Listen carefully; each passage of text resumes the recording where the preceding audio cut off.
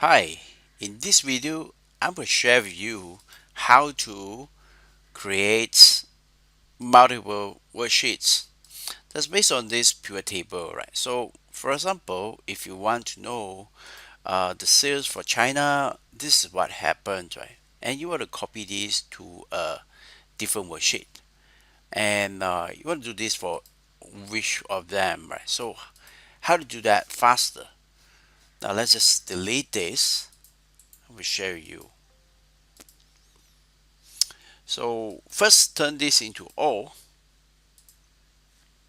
Go to analyze, choose options, choose show report filter page. Click OK, and there you are. It's done.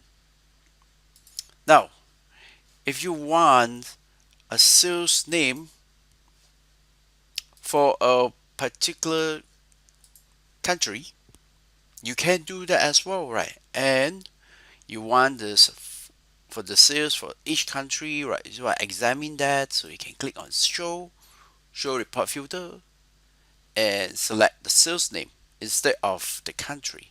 So let's just delete this. So analyze, options, show report field, click sales name, click OK.